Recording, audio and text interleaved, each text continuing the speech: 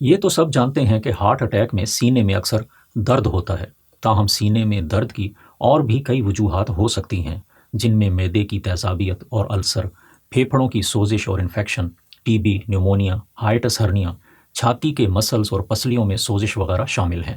Heart attack کی وجہ سے جو درد ہوتا ہے وہ عام طور پر سینے میں دباؤ یا کھچاؤ کی طرز کا سینے کے ایک بڑے حصے میں پھیلا ہوا درد ہوتا ہے، اور اکثر بازوؤں، کندھوں، جبڑے اور کمر میں بھی محسوس ہوتا ہے۔ سینے میں ہونے والے 3 طرح کے درد ایسے ہیں جو عام طور پر ہارٹ اٹیک کے درد نہیں ہوتے، بلکہ ان کی وجوہات کچھ اور ہوتی ہیں۔ ایک یہ کہ اگر ایک ٹیس سی اٹھنے جیسا تیز درد اچانک شروع ہو کر فوراً ختم ہو جائے اور درد کی نوعیت بجلی کے جھٹکے جیسی ہو، تو ایسا درد عموماً سینے کے مسلز کا درد ہوتا ہے۔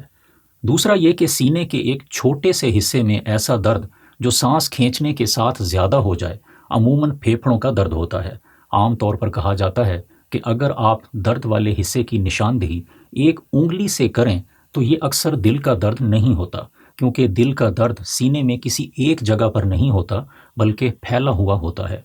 اور تیسرا یہ کہ اگر درد کی شدت ورزش کرنے سے کم ہو جائے تو یہ بھی دل کا درد نہیں ہے، کیونکہ دل کا درد بالعموم حرکت اور ورزش کرنے سے بڑھتا ہے۔